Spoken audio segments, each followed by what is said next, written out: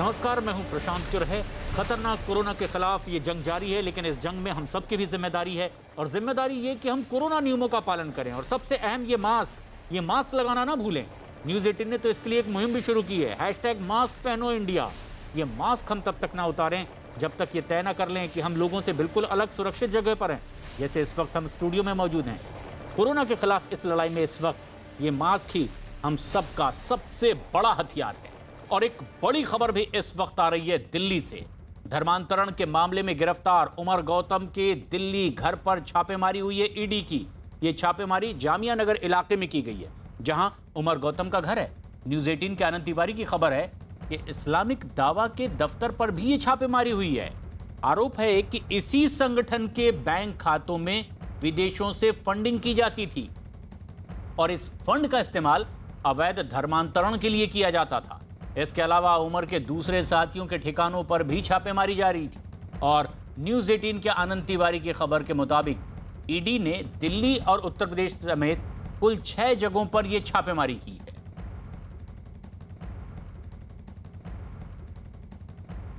कई जगहों पर अवैध रूप से धर्मांतरण के आरोप लगे। जब तफ्तीश शुरू हुई तो गिरफ्तारी के बाद यह भी पता चला कि दरअसल अवैध रूप से धर्मांतरण के लिए लालच देने के लिए विदेशों से भी फंडिंग हो रही थी।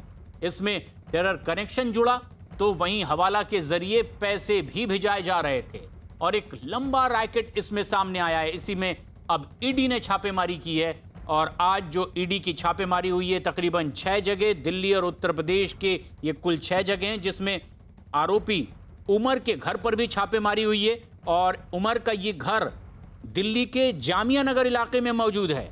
साथ ही साथ उस संगठन पर भी छापेमारी हुई जिसके बैंक खाते में विदेशों से फंडिंग आती थी। दिल्ली में ईडी ने अवैध धर्मांतरण के मामले में आरोपी उमर के घर और इस्लामिक दावा के दफ्तर पर जी छापेमारी की है। इस छापेमारी के दौरान आम आदमी पार्टी के विधायक अमानतुल्लाह खान भी वहां मौजूद दिखाई दिए।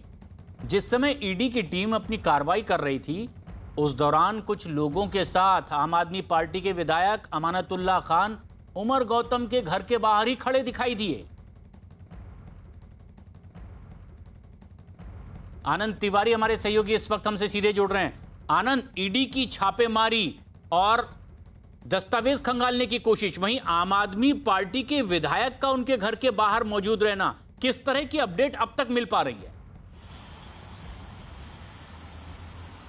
जी देखिए प्रशांत, ईडी का जो सर्च ऑपरेशन है वो खत्म हो गया है। जो ईडी ने ऑफिशियल जानकारी दी है उसके मुताबिक जो 3 ठिकाने थे वो दिल्ली के जामिया के थे, जिसमें उमर गौतम का घर था। इसके अलावा जो जहांगीर दूसरे आरोपी उनका घर था, और एक जो IDC है उसका दफ्तर कार्यालय था, जहां पर अवैध धर्मांतरण के आरोप लगे थे कि वहां पर अवैध धर्मांतरण होता है। इसके अलावा यूपी में लखनऊ में जो Al Hasan education and welfare foundation और guidance education and welfare society के दफ्तरों पर भी प्रशांत ईडी की टीम ने सर्च ऑपरेशन किया है। ईडी ने जो जानकारी दी है वो काफी महत्वपूर्ण है। ईडी का कहना है कि तलाशी के दौरान कई आपत्तिजनक दस्तावेज जब्त किए गए हैं, जो पूरे भारत में आरोपी उमर गौतम और उसके संगठन द्वारा किए गए बड़े पैमाने पर अवैध धर्मांतरण के सबूत के तौर पर काफी महत्वपूर्ण माने जा रहे हैं। इसके अलावा कई ऐसे दस्तावेज, आपत्तिजनक दस्तावेज मिले हैं जिसमें कि जो विदेशी फंडिंग है उसके भी सबूत ईडी को मिले हैं। तो ये एक बड़ी कार्रवाई ईडी ने आज करी थी 6 ठिकानों पर दिल्ली और उत्तर प्रदेश में, जिस तरह से ईडी ने सर्च ऑपरेशन किया था। और हाल ही में जो यूपी ATS है उसकी FIR के आधार पर मनी लॉन्ड्रिंग का केस जो है वो ईडी की जो स्पेशल टास्क फोर्स है दिल्ली यूनिट की, उसने एक मामला दर्ज करा था और दिल्ली यूनिट इस पूरे मामले को इन्वेस्टिगेट कर रही है। जो सोर्सेज से जानकारी मिल रही है प्रशांत, के आने वाले वक्त में ईडी की टीम इस सर्च ऑपरेशन के अलावा जो भी मुख्य आरोपी हैं, चाहे उमर गौतम की बात की जाए या जहांगीर की बात की जाए या जिसे गुजरात से पकड़ा गया था जो हवाला ऑपरेटर है, इन लोगों से भी ईडी आने वाले वक्त में पूछताछ कर सकती है। चाहे इन्हें रिमांड पर लिया जाए या ये जिन जिन जेलों में बंद है वहां पर ईडी जाकर कोर्ट के जरिए, सर्च वारंट के जरिए इनसे वहां पर पूछताछ करेगी। क्योंकि पूरा नेक्सस जो है वो 15 राज्यों में फैला हुआ था। 6 लोगों की गिरफ्तारी इसमें यूपी ATS कर चुकी है और 1000 से ज्यादा लोगों का जिस तरह से बताया जा रहा था कि अभी तक अवैध धर्मांतरण हुआ है, इसमें जो दावा है उसके करीबन 60 सेंटरों का भी जो है वो जांच एजेंसियों को पता चला है। बिल्कुल। तो चौतरफा जो एजेंसियां है वो लगातार इस पूरे मामले की में जो आरोपी उन्हें घेर रही हैं और इस पूरे मामले के जो तार है वो धीरे धीरे सुलझ रहे हैं और इसमें तफ्तीश लगातार जारी है। लेकिन आनंद, जब आज जामिया नगर में ये छापेमारी हो रही थी तो आम आदमी पार्टी के विधायक अमानतुल्लाह खान भी वहीं छापेमारी वाली जगह से बाहर कुछ लोगों के साथ दिखाई दिए हैं। क्या इस बारे में पता चल पाया? जी देखिए, अमानतुल्लाह खान ने पहले भी इस पूरे मामले पर टिप्पा टिप्पणी की थी। उन्होंने इस पूरे मामले को अनैतिक और गैर संवैधानिक बताया था, क्योंकि जिस तरह से उमर गौतम की गिरफ्तारी हुई थी वो लगातार उन्होंने उमर गौतम और दूसरे आरोपियों का पक्ष लिया था और ये कहा था कि ये गिरफ्तारी हुई है, ये गैर कानूनी हुई है, ये गलत तरीके से फंसाया गया है। चूंकि बटला हाउस जामिया में ये छापेमारी ईडी की जब हुई, चूंकि अमानतुल्लाह खान वहीं नजदीक में रहते हैं, लोकल पुलिस भी क्योंकि काफी भारी संख्या में वहां पर पहुंची थी सुबह 10 बजे के आसपास, तो अमानतुल्लाह खान वहां पर पहुंचते हैं और ये देखते हैं कि किस तरह से ईडी और लोकल पुलिस वहां पर क्या कार्रवाई करने आए हैं। अब इसमें अमानतुल्लाह खान का पक्ष अब तक सामने नहीं आया है कि वो वहां पे क्यों पहुंचे थे, किस मंशा से पहुंचे थे, लेकिन ये बात किसी से छुपी नहीं है, ये बात लगातार सामने आई है पहले भी कि जिस तरह से जब एटीएस ने गिरफ्तारी करी थी उमर गौतम की, तब इस गिरफ्तारी का विरोध जो है वो आम आदमी पार्टी के विधायक अमानतुल्लाह खान ने किया था। जी, और ये तफ्तीश अब लगातार जारी भी है। अवैध धर्मांतरण के मामले में हवाला के जरिए फंडिंग का मामला भी सामने आ गया है। न्यूज़ 18 के जनक दवी की खबर है कि सलाउद्दीन से अब तक जो पूछताछ हुई है उसमें हवाला के जरिए 13 लाख रुपए और फंडिंग का मामला सामने आया, यानी कि अब तक के 42 लाख रुपए सलाउद्दीन उमर गौतम को हवाला के जरिए भेजा चुका है। सलाउद्दीन के दफ्तर से जब्त की गई कंप्यूटर हार्ड डिस्क से तमाम वित्तीय ट्रांजैक्शन का खुलासा होने की उम्मीद की जा रही है। सलाउद्दीन के अकाउंटेंट से भी पूछताछ हुई है, जिसमें कुछ अहम सुराग एटीएस को मिले हैं। अवैध धर्मांतरण के मामले में गिरफ्तार सलाउद्दीन शेख से एटीएस को अभी और कई राज उगलवाने हैं और इसीलिए एटीएस ने कोर्ट से सलाउद्दीन की रिमांड की मांग की है। एटीएस की इस याचिका पर आज लखनऊ की कोर्ट में सुनवाई होगी। कल सलाउद्दीन को कोर्ट में पेश किया गया था, जिसके बाद कोर्ट ने उसे न्यायिक हिरासत में भेज दिया। गुजरात से गिरफ्तार सलाउद्दीन को कल लखनऊ लाया गया था और अब तक की जांच में अवैध धर्मांतरण के मामले में सलाउद्दीन और उमर के बीच में फंडिंग का सीधा कनेक्शन सामने आया है।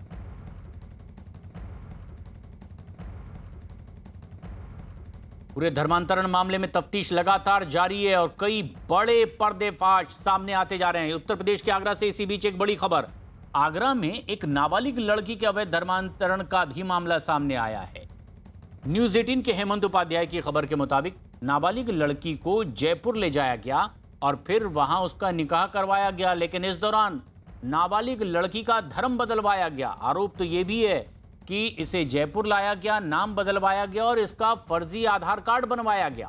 फिलहाल नाबालिग लड़की के पिता की शिकायत के बाद पुलिस ने अब इस पूरे मामले में केस दर्ज किया है और 4 लोगों को गिरफ्तार कर लिया है, लेकिन जो मुख्य आरोपी है वो अब भी फरार है और उसकी तलाश लगातार जारी है। मामले में हम तो कुरैशी बनने नहीं दूंगा। जो हिंदू है तो हिंदू बनेंगे और हिंदू रहेंगे जी, हम कुरैशी नहीं बनने दूंगा। वो उधर ले जा करके हमारे बेटी के आधार कार्ड बदल दिया और वो अपने कास्ट बना लिया और इसके नाम से इसके नाम भी बदल दिया, इसके भी कुरैशी बना दिया मेरी बेटी के। चाहता हूँ हमारे बेटी अब उसके पास जाएगी नहीं। लड़की जिसकी उम्र लगभग 16-17 साल की है, उसके परिवारजनों ने थाने पे आके कंप्लेंट दी थी कि कोई व्यक्ति ने जिसका नाम कासिम कुरैशी है उनकी बेटी को लेके गया था और जो है इन्होंने बाद में शादी भी की थी। 4 लोगों की गिरफ्तारी इसमें की गई थी, अपनी आइडेंटिटी को छुपा के 420 करना इत्यादि के मामले में, और जो मेन अभियुक्त हैं उसकी तलाशी हेतु टीम को रवाना किया गया है। इस प्रकार की घटना बहुत वर्षों से लगातार चल रही हैं और हमारी योगी सरकार ने जो इसमें कठोर कदम उठाए हैं उसके कारण मामले खुलकर आ रहे हैं जी। हमने थाना हरिपर्वत पुलिस को भी कहा है, वरिष्ठ अधिकारियों को भी कहने जा रहे हैं कि इसके पीछे साजिश क्या है, इसका भी खुलासा होना चाहिए। कानपुर में पाकिस्तानी संस्था दावत-ए-इस्लामी के लिए फंडिंग का एक मामला अब तूल पकड़ता जा रहा है। सूफी इस्लामी बोर्ड की शिकायत के बाद पुलिस ने कानपुर में ऐसी कई जगहों पर पैसा जुटाने के लिए रखे गए इस तरह के बॉक्स का भी पता लगाया है। जिन दुकानों के बाहर ये बॉक्स रखा गया था उन दुकानदारों से भी पुलिस ने पूछताछ की है। हालांकि इस मामले में अभी तक किसी को हिरासत में नहीं लिया गया है। इस्लामिक बोर्ड के राष्ट्रीय प्रवक्ता कौसर हसन मजीदी ने डीसीपी को प्रार्थना पत्र देकर के शिकायत की थी। इस शिकायत में दावा यह किया गया था कि कानपुर में ट्रांसपेरेंट बॉक्स चंदे के लिए लगाए गए हैं कई जगह और इस बॉक्स में इकट्ठा होने वाला चंदा दावत इस्लामी को भेजा जा रहा है और उसी चंदे की रकम का एक हिस्सा धर्मांतरण के काम में खर्च किया जा रहा है।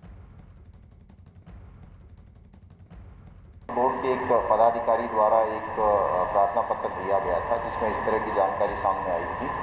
इस प्रार्थना पत्र में जो बातें बताई गई हैं और उसके अलावा जो पुलिस जांच कर रही है, इस जांच की जानकारी में जो तथ्य सामने आए उसके आधार पर आगे कार्रवाई की जाएगी। धर्मांतरण से ही जुड़ी बड़ी खबर इस वक्त आ रही है उत्तर प्रदेश के कानपुर से। कानपुर में चमन नगर के एक परिवार ने आरोप लगाया कि पड़ोसी उनके परिवार पर धर्म परिवर्तन का दबाव बना रहे हैं। पीड़ित परिवार का घर कानपुर के जिस इलाके में है वो मुस्लिम बहुल इलाका है। परिवार का आरोप है कि पिछले दिनों घर के बाहर भारी संख्या में लोग जुट गए और उनके घर पर पथराव भी कर दिया। न्यूज़ 18 के श्याम तिवारी की खबर के मुताबिक इलाके के लोग परिवार की बेटी को भी नमाज पढ़ने के लिए मस्जिद भेजने का दबाव डालते रहे और इसी से परेशान होकर परिवार ने अपना घर बेचकर दूसरी जगह बसने का मन बना लिया। परिवार ने अपने घर के ऊपर लिख दिया मकान बिकाऊ है। हालांकि पुलिस इस पूरे मामले की अब आगे जांच पड़ताल की बात कह रही है। जो मुस्लिम हैं, जो मेरे पड़ोसी हैं, अतिया खान और अच्छन चौधरी, उनका सब पूरा परिवार जो है हमारी पत्नी पे मानसिक दबाव बनाते हैं।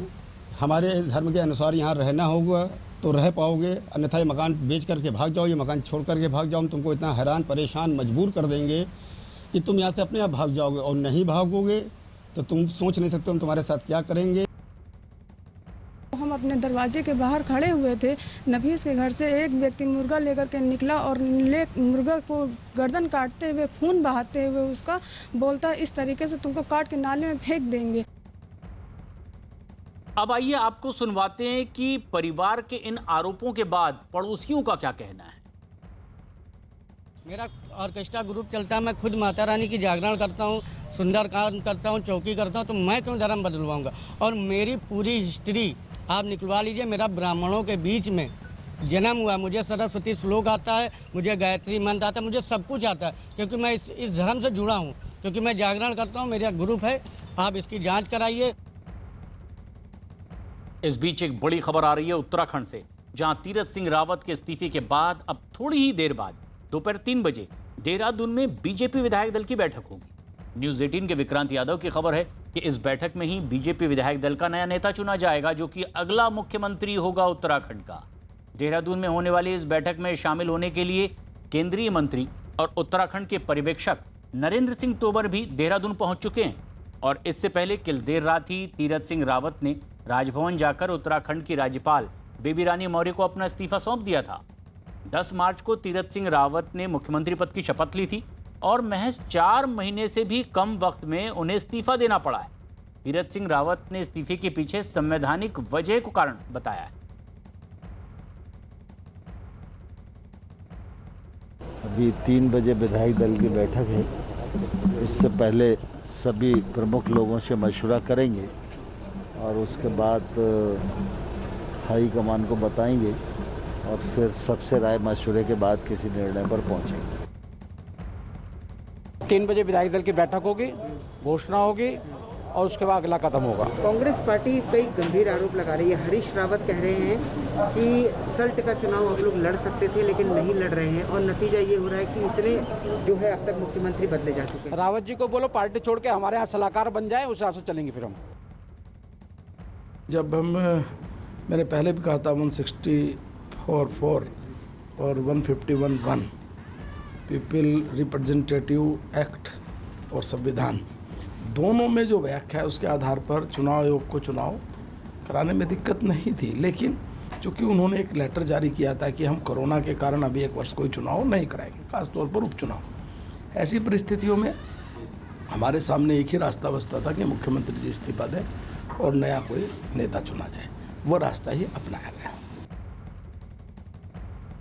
तीरथ सिंह रावत ने अपने पद से इस्तीफा दे दिया है और इसलिए आज 3 बजे बैठक होने वाली है। विधायक दल में नेता चुना जाएगा जो कि उत्तराखंड का नया मुख्यमंत्री होगा। लेकिन 20 साल में 11 मुख्यमंत्री हो चुके हैं। खास बात यह रही कि नारायण दत्त तिवारी के अलावा कोई भी ऐसा मुख्यमंत्री नहीं रहा है उत्तराखंड में जिसने 5 साल का अपना कार्यकाल पूरा किया हो। हरीश रावत ने हालांकि 3 बार शपथ ली है, लेकिन आज एक बार फिर बीजेपी की ओर से नया मुख्यमंत्री चुना जाना है। देहरादून से हमारे सहयोगी दीपांकर भट्ट इस वक्त सीधे जुड़ रहे हैं। दीपांकर, अब नए नेता के चयन के लिए किस तरह की कवायद वहां हो रही है? जिन नामों पर प्रमुखता से गौर होगा, चर्चा होगी, वो कौन से नाम?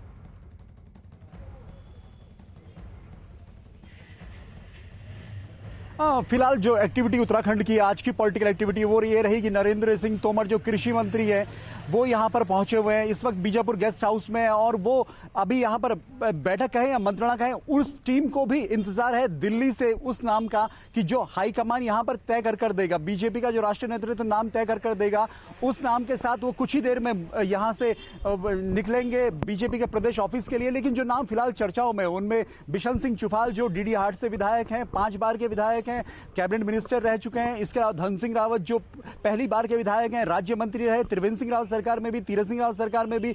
इसके अलावा पूर्व मुख्यमंत्री त्रिवेंद्र सिंह रावत के नाम को लेकर भी अलग अलग चर्चाएं हैं।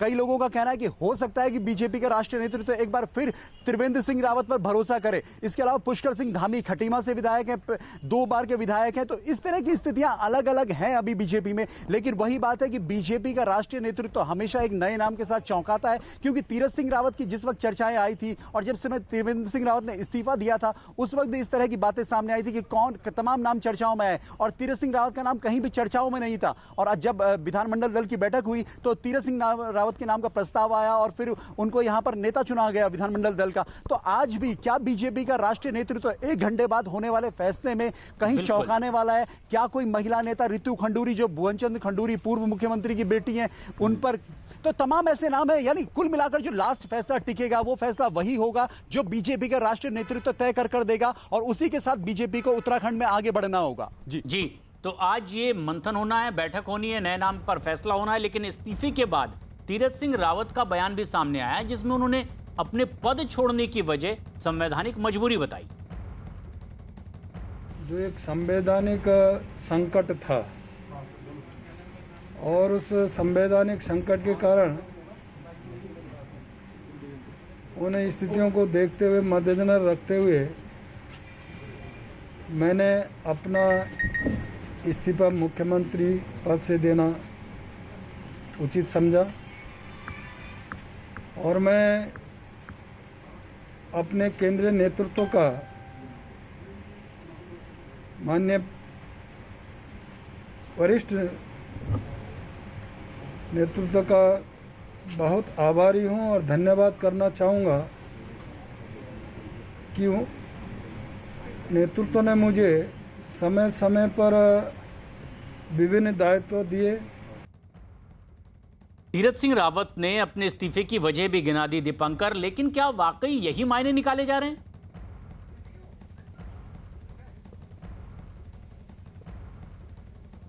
बिल्कुल, इसको लेकर जिस तरह राजनीतिक चर्चाएं उत्तराखंड में खास तौर पर है, क्योंकि 10 मार्च को जो शपथ ली थी तीरथ सिंह रावत ने, उस वक्त कोविड देश में इस तरीके से नहीं था जिस तरह अप्रैल और मई के महीने में रहा। खुद 22 तारीख मार्च को जब तीरथ सिंह रावत की रिपोर्ट पॉजिटिव आई तो वो 14 से 15 दिन अपने कोरोना की वजह से वो आइसोलेट रहे। लेकिन यहां पर जो बड़ी वजह मानी जा रही है, क्योंकि पूरे देश में कई जगहों पर उपचुनाव हो रहे हैं, चुनाव आयोग से एक सलाह ली गई थी कि क्या तीरथ सिंह रावत के लिए कोई स्पेशल परमिशन दे के इलेक्शन हो सकता है। तो इस पर जो चुनाव आयोग की तरफ से बातें कही गई सूत्रों के हवाले से, वो ये कहा गया कि सिर्फ हम तीरथ सिंह रावत के लिए इलेक्शन नहीं कर सकते। दूसरी बात यह कि ममता बनर्जी को भी पश्चिम बंगाल में इलेक्शन लड़ना है और जब अगर इलेक्शन तीरथ सिंह रावत का अनाउंस होगा तो सभी जगह पर चुनाव आयोग को उपचुनाव अनाउंस करना होगा। तो कहीं ना कहीं राजनीतिक विश्लेषक ये भी मानते हैं कि ममता बनर्जी को हो सकता है रोकने के लिए या ममता बनर्जी के इलेक्शन को फिलहाल टालने के लिए यहां पर तीरथ सिंह रावत को अपना इस्तीफा देना पड़ा। वजह वही संवैधानिक संकट है कि और आप यहां पर इलेक्शन नहीं करवा सकते।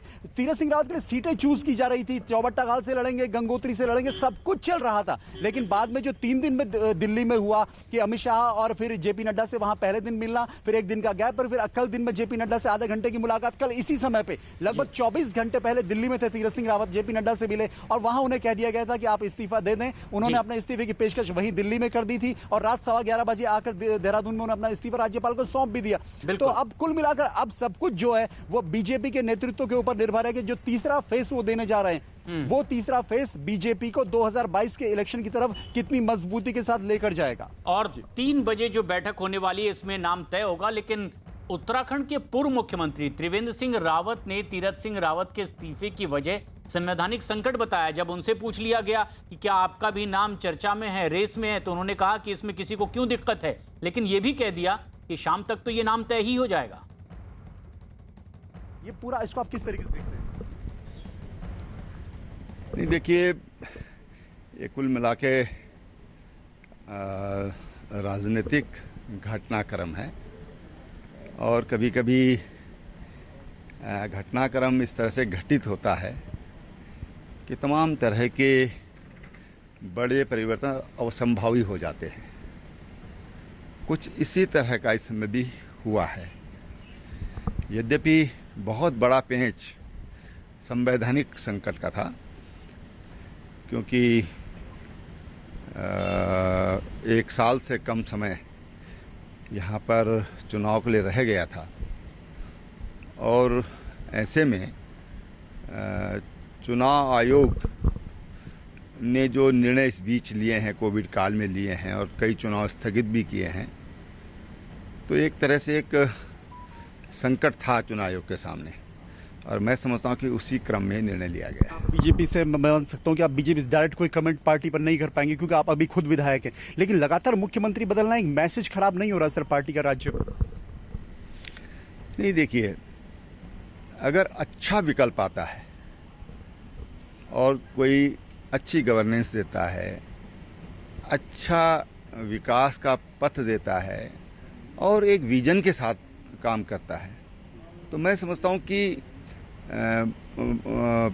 बहुत बड़ी समस्या नहीं। यद्यपि ये मैं मानता हूं कि इसको जनता अच्छा नहीं मानती, बुद्धिजीवी भी अच्छा नहीं मानते, लेकिन फिर भी अगर एक अच्छा विकल्प आता है तो मैं समझता हूं कि ये जो इस तरह की जो दिक्कतें हैं, इस तरह का जो एक मैसेज होता है बार बार बदलाव का, उसको कम किया जा सकता है। इस समय डोईवाला से विधायक, आज विधायक दल की बैठक होगी तो आप इसमें मौजूद रहेंगे। जो बातें तलाशी जा रही है कि सियासी समीकरण, जातिगत समीकरण, क्षेत्रीय समीकरण, 2 मुख्यमंत्री लगातार पौड़ी गढ़वाल से, आप भी पौड़ी गढ़वाल से ताल्लुक रखते हैं और तीरथ सिंह रावत पौड़ी गढ़वाल से, और मैक्सिमम मुख्यमंत्री गढ़वाल से आए। आपको लगता है कि इस बार कुछ सियासी समीकरण फेरबदल हो सकता है सर?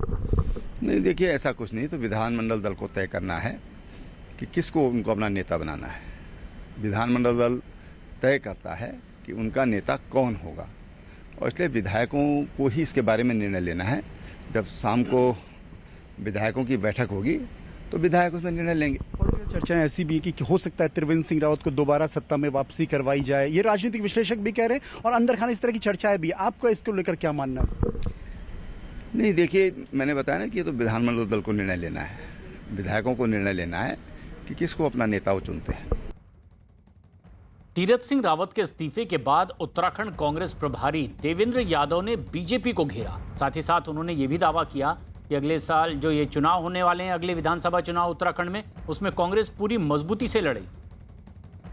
हमारे साथ बातचीत करने के लिए देवेंद्र यादव, जो कि उत्तराखंड में कांग्रेस के प्रभारी हैं, साथ में चुनाव 7 महीने दूर है, आप लोग कैसे देखते हैं?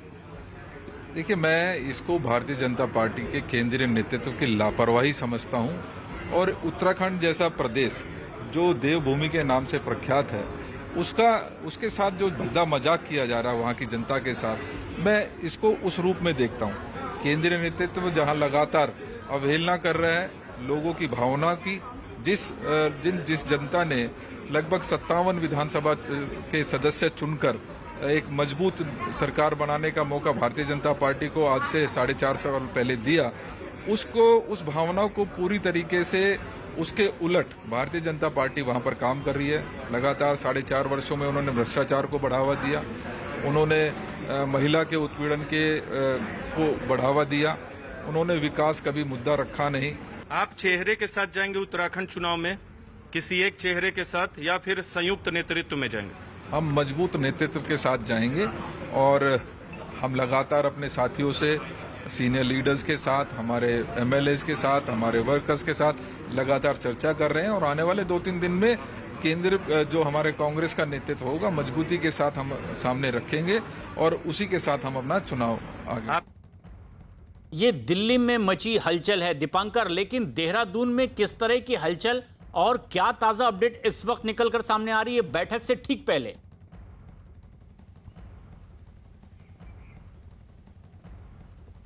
बिल्कुल, मैं इस वक्त यमुना कॉलोनी में मौजूद हूँ। यहाँ पर सभी मिनिस्टर्स के बंगले कहें और इसी जगह पर पिछली बार अगर मैं अपने कैमरामैन से कहूँ वो दिखाएं अगर मेरे बाईं तरफ, तो ये मदन कौशिक का आवास है जो प्रदेश अध्यक्ष हैं इस वक्त बीजेपी के। ये पिछली सरकार में यहाँ पर कैबिनेट मंत्री थे और सरकार के प्रवक्ता थे। जिस दिन तीरथ सिंह रावत को मुख्यमंत्री बनाया गया उसी दिन मदन कौशिक को प्रदेश अध्यक्ष बनाया गया। और अब यहाँ पर जो सियासी समीकरण टटोले जा रहे हैं कि हो सकता है कि अगर मदन कौशिक हरिद्वार से ब्राह्मण है तो हो सकता है कुमाऊं से किसी ठाकुर जाति के विधायक को यहाँ पर मुख्यमंत्री बनाया जाए। लेकिन इस वक्त यहाँ पर अब आप देख सकते हैं कि मंत्रियों के गाड़ियों का एक काफिला तैयार होने लगा है और यहाँ पर से सभी मिनिस्टर्स, इसमें अरविंद पांडे, यशपाल आर्य, धन सिंह रावत, बंसीधर भगत, सुबोध उनियाल, बिशन सिंह चुफाल, ये सभी मिनिस्टर साहब यहाँ से कुछ देर में यहाँ से रवाना होने वाले हैं। इनके सभी की फ्लीट यहाँ पर रेडी हो चुकी है और सबसे बड़ी बात ये होगी कि अब जो 3 बजे विधानमंडल दल का नेता चुना जाएगा उसके बाद वो कब शपथ ग्रहण होगा, उसकी कैबिनेट में कौन कौन से चेहरे होंगे, क्या चेहरों को यहाँ पर बदला जाएगा या इन्हीं चेहरों के साथ आगे बढ़ा जाएगा। क्योंकि त्रिवेंद्र रावत सरकार के ज्यादातर चेहरे तीरथ रावत सरकार में रिपीट हुए थे। सिर्फ यतीश्वरानंद जो राज्य मंत्री थे उनको यहाँ पर राज्य मंत्री बनाया गया, बिशन सिंह चुफाल और बंसीधर भगत जो पहले प्रदेश अध्यक्ष थे बाद में उन्हें मंत्री बनाया गया। जिनका बंगला मेरे ठीक पीछे है वो प्रदेश अध्यक्ष बाद में कैबिनेट में मंत्री है इस वक्त पे, यानी कल तो इस्तीफा हो चुका। लेकिन अब जो नया मुख्यमंत्री होगा उसके साथ कौन यहां पर आएगा, तो कुल मिला के मिनिस्टर्स जो यहां पर है उनकी धड़कनें भी बढ़ी हुई है कि अगला अगर मुख्यमंत्री बीजेपी जो नया मुख्यमंत्री यहां पर चुनी जा रही है क्या उनको मौका मिलेगा। कहीं ऐसा तो नहीं होगा कि जिस तरह की गुटबाजी तीरथ रावत गवर्नमेंट में देखने को मिली, मंत्रियों के जिस तरह बयान सामने आए, हरक सिंह रावत, सतपाल महाराज, तमाम मंत्रियों ने ऐसे बयान दिए जो पूर्व मुख्यमंत्री त्रिवेंद्र सिंह रावत के खिलाफ थे। तो ऐसे में क्या यहां पर कोई मंत्री ड्रॉप होगा, क्या यहां पर कोई नेम प्लेट बदलेगी, तो बहुत कुछ अभी बीजेपी में यहां होना बाकी है। फिलहाल इंतजार 3 बजे का और दीपांकर ये सब कुछ तय करना होगा, पुख्ता करना होगा और नाम तय होगा 3 बजे की बैठक में। और आपसे अपडेट्स हम लगातार लेते रहेंगे कि आखिर किस तरह से नया नाम चुना जा रहा है। लेकिन कांग्रेस के आरोप जब लगे बीजेपी पर इस तरह के घटनाक्रम पर, तो बीजेपी ने भी पलटवार करने में देर नहीं लगाई और इस मामले में बीजेपी नेता अजय भट्ट और गणेश जोशी के भी बयान सामने आए। दल की बैठक होने जा रही है, एक बार फिर से मुख्यमंत्री का चयन होने जा रहा है। कांग्रेस पार्टी लगातार आरोप लगा रही है कि राज्य की जनता के साथ आप लोग खिलवाड़ कर रहे हैं। कांग्रेस पार्टी से हमको सर्टिफिकेट लेने की कोई आवश्यकता नहीं है। किसी भी प्रकार की सर्टिफिकेट लेने की हमको कांग्रेस पार्टी से आवश्यकता नहीं है, क्योंकि कांग्रेस पार्टी जब सत्ता में उत्तराखंड में थी, विधायकों की खरीद फरोख्त कैसे हुई और मंत्रियों की तरफ से हम मुख मोड़ लेंगे, जितना धन मंत्री कमाना चाहे कमा लें, इस तरह की जो बात कही वो कांग्रेस के जमाने में कही, उनके जिम्मेदार लोगों ने कही, उनको कोई प्रश्न करने का हक नहीं है। जो कांग्रेस 4-5 दिन से दिल्ली में पड़ी हुई है और अपना निर्दलीय प्रतिपक्ष नहीं चुन पा रही है, अपना अध्यक्ष नहीं चुन पा रही है, उन पर हमारे को सवाल उठाने का कुछ हक नहीं है। और जहां तक भारतीय जनता पार्टी की बात है, हमारे यहाँ एक लोकतांत्रिक परंपरा है और क्योंकि संवैधानिक संकट हो गया था इसलिए माननीय मुख्यमंत्री जी को इस्तीफा देना पड़ा। तमाम आरोप प्रत्यारोप के बीच उत्तराखंड में अब नए सीएम के नाम के लिए 4 नामों की चर्चा तेज है। न्यूज 18 के अमिताभ सिन्हा की खबर है कि सीएम पद की रेस में जिन नामों की चर्चा हो रही है उनमें प्रदेश अध्यक्ष मदन कौशिक का नाम शामिल है। साथ ही साथ सीएम पद की रेस में इस वक्त सतपाल महाराज, पुष्कर धामी, धन सिंह रावत का नाम भी लगातार चर्चा में बना हुआ है। लेकिन एक और नाम बिशन सिंह चुफान का नाम भी लिया जा रहा है। बिशन सिंह चुफाल हैं, डीडी हाट से विधायक हैं, डिस्ट्रिक्ट पिथौरागढ़ से प्रदेश अध्यक्ष रह चुके हैं और तीरथ रावत गवर्नमेंट में पेयजल मंत्री थे और इस वक्त मुख्यमंत्री पद की रेस के लिए बिशन सिंह चुफाल का नाम भी चर्चाओं में है। सीधे उनसे जानते हैं, सर लगातार आपका नाम चर्चाओं में है कि इस बार अगर पॉलिटिकल समीकरण फिट बैठे बीजेपी के तो आप अगले मुख्यमंत्री हो सकते हैं। 3 बजे विधानमंडल दल की बैठक है हमारे भारतीय जनता पार्टी कार्यालय में। केंद्रीय नेतृत्व हमारे पर्यवेक्षक के रूप में केंद्रीय मंत्री तोमर जी उपस्थित हैं। उनके बीच में विधानमंडल दल की बैठक में तय होगा विधानमंडल दल के नेता का।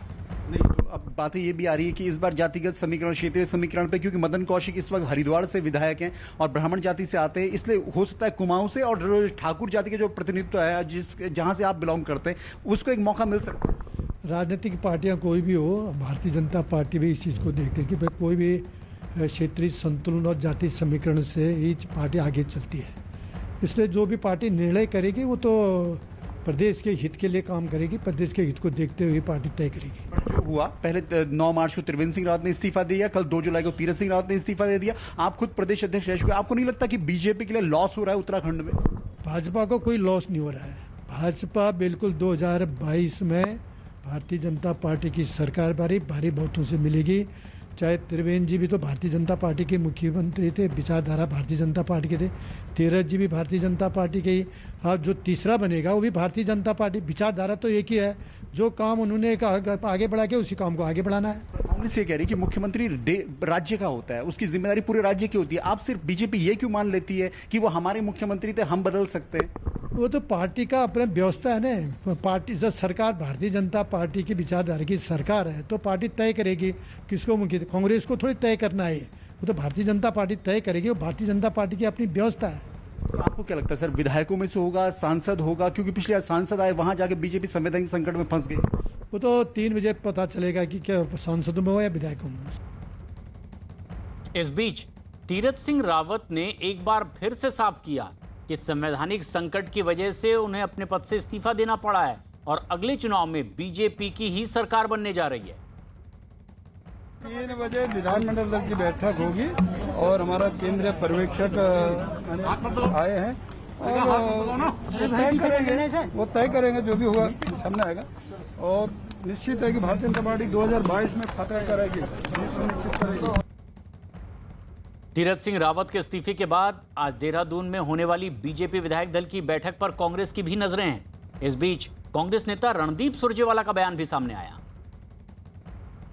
पहले त्रिवेंद्र रावत साहब, फिर तीरथ सिंह रावत साहब और अब एक और। हम तो मोदी जी को कहेंगे 2-3 और बदल दीजिए अगले 6 महीने में, ताकि पूरे देश में आपका रिकॉर्ड बन जाए। और साथियों, राजनीतिक अस्थिरता पैदा करने के लिए भाजपा मशहूर है। कांग्रेस को एक छोटा सा एडवाइस है, अनसॉलिसिटेड एडवाइस है, वो बाकी राज्यों के विषय में चिंता तो करे। राजनीतिक पार्टी है, स्वाभाविक राजनीति करेगी, मगर अभी सघन चिंतन, बैठक और सब कुछ वो पंजाब को लेकर करे। उनके मुख्यमंत्री और उनके जो पूर्व मंत्री हैं वो सड़क पे लड़ रहे हैं। वो राजस्थान को लेकर चिंता करे, वहां जिस प्रकार से वैक्सीन प्रॉफिटियरिंग हो रही है, वहां जिस प्रकार से राजनीति हो रही है। और जहां तक बाई इलेक्शन का सवाल है, मैं उत्तराखंड को लेकर कोई कमेंट नहीं करना चाहूंगा, क्योंकि वहां के पूर्व मुख्यमंत्री ने भी और वहां के बाकी नेताओं ने प्रेस कॉन्फ्रेंस करके कहा है। मगर मैं इतना कहना चाहूंगा, बाई इलेक्शन करें तो ये लोग फिर प्रेस कॉन्फ्रेंस करके कहें कि आपने कोरोना फैला दिया, ना करें तो ये लोग कहें क्यों नहीं किया। इस बीच एक बड़ी खबर आ रही है, दरभंगा धमाके से जुड़ी ये खबर। उत्तर प्रदेश के शामली से गिरफ्तार मोहम्मद सलीम अहमद उर्फ हाजी सलीम और कफिल को लेकर के एनआईए की टीम पटना पहुंची और थोड़ी देर में ही दोनों आरोपियों की कोर्ट में पेशी भी होने वाली है। न्यूज़ 18 के चंद्रमोहन कुमार की खबर है कि एक दिन पहले ही यूपी के शामली से सलीम और कफिल को गिरफ्तार किया गया। कोर्ट में पेशी से पहले कोरोना टेस्ट के लिए इन दोनों आरोपियों को अस्पताल ले जाया गया। सूत्रों के मुताबिक जांच में पता चला है कि दोनों ही दरभंगा धमाके के मुख्य साजिशकर्ता थे और एनआईए कोर्ट से दोनों आरोपियों को रिमांड पर लेने की मांग भी करेगी।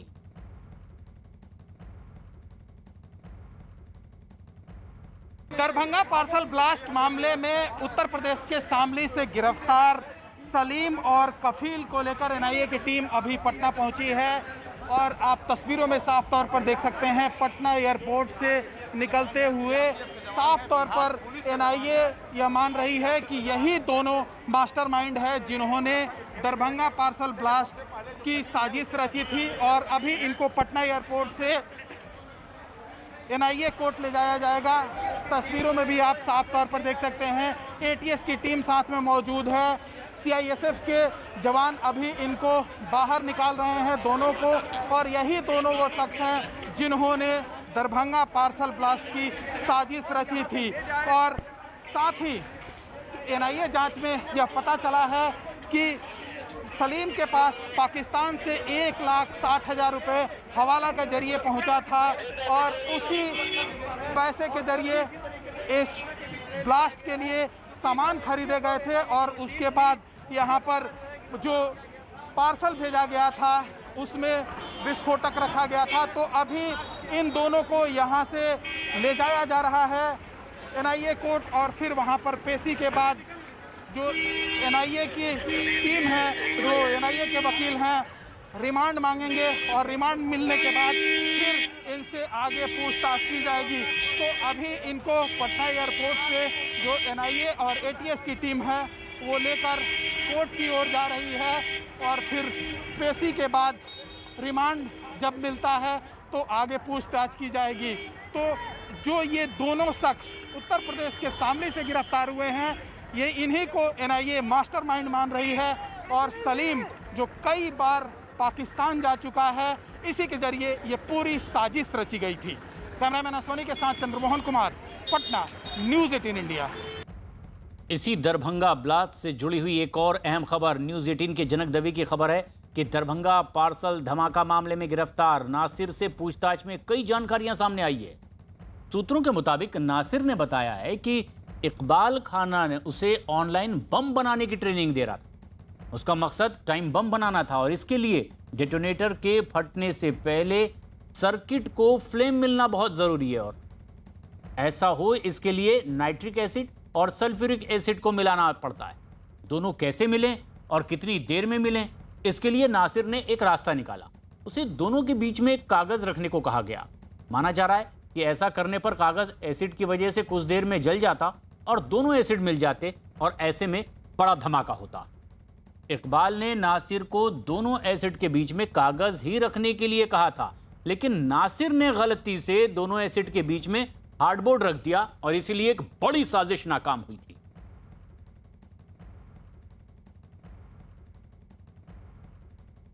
दरभंगा रेलवे स्टेशन पर हुए धमाके से जुड़ी एक और बेहद अहम खबर। बिहार के दरभंगा पार्सल धमाका मामले में गिरफ्तार इमरान और नासिर को 9 जुलाई तक रिमांड पर भेजा गया है।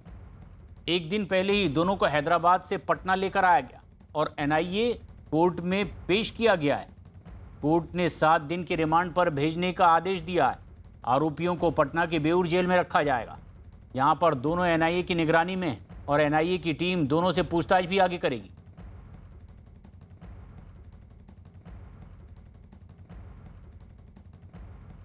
दरभंगा में हुए पार्सल धमाके के बाद पुलिस भी अब पूरी एहतियात बरत रही है। चौकसी हर जगह बढ़ा दी गई है।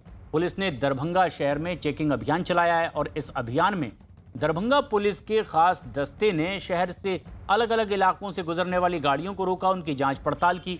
बाइक सवारों को भी रोककर उनके आने जाने की वजह पूछी गई। पुलिस ने दावा किया कि दरभंगा स्टेशन पर हुए धमाके के बाद अब किसी तरह की चूक ना हो, इसलिए इस तरह का अभियान चलाया जा रहा है। न्यूज़ 18 की वेबसाइट ने आज तक .com को पछाड़ा।